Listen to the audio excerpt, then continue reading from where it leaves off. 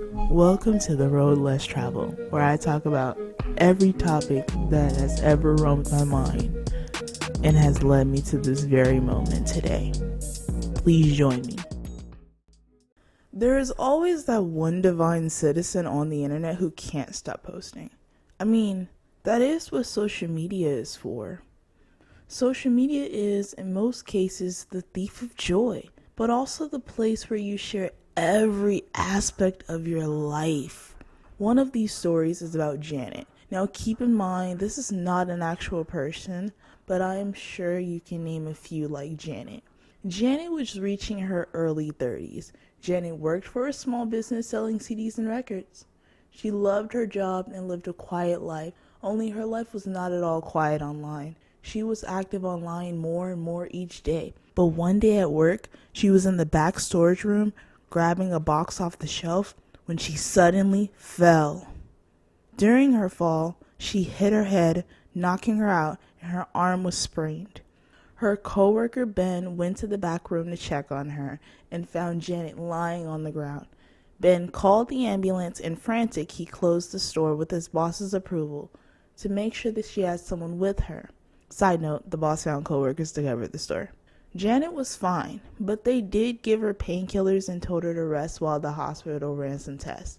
Within the span of 30 minutes after waking up from her knockout, Janet asked for her phone and went on her camera app to take a photo of her hospital wristband as she made sure the angle was right so she could be a part of the photo as well.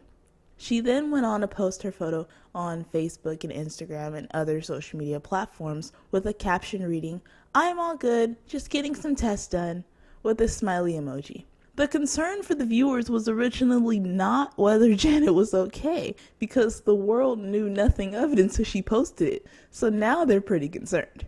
Janet already had a habit of posting traumatic events online and using those events in public debates. The concern here, though, in this story, is that Janet likes to glorify her trauma in the public forums almost every day. She was a feisty character online, and her trauma gave her a sense of empowerment over others.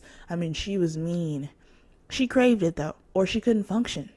All I really want for Janet is that she seeks healing.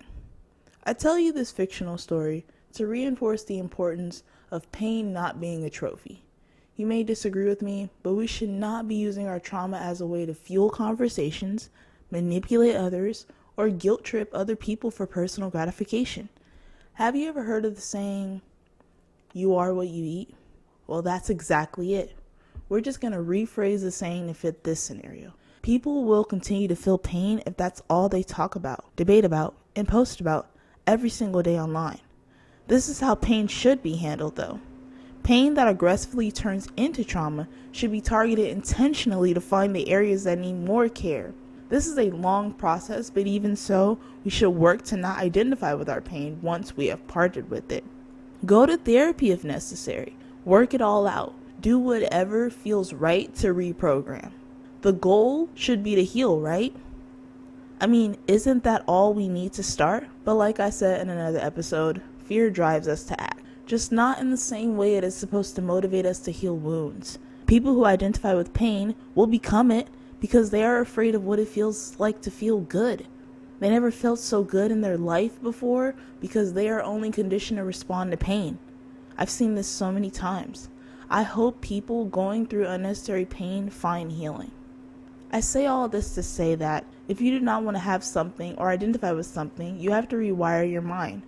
Growing up, I would try to explain to people why I was physically functioning differently than they were, and I would give them the whole rundown. But there came a time when I stopped explaining it to them. Without prior knowledge, I was rewiring my brain to think differently. And I started to improve physically because I started to think more positively. I knew deep down I no longer wanted to identify in the old way because it limited my thinking, and I thought that I could not do anything physically. And then people in my ear telling me all these things about whatever I had. In no time, I started pushing through that fear that healing physically is a possibility.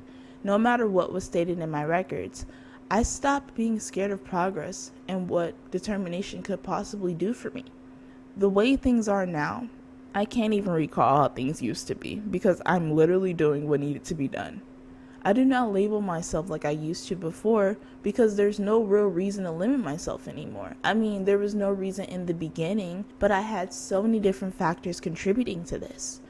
There should be no reason we are not healing our wounds, considering they can get much worse and it becomes harder to face.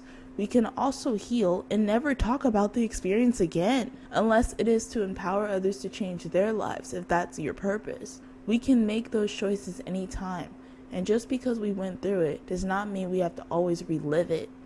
Please listen to episode 2 if you have not already, which is titled The Mask and the Lens, for further insight on the power of labeling. I hope that no matter what, people can find their inner strength that makes the world much brighter. But again, it takes someone willing. I'll catch you in the next one.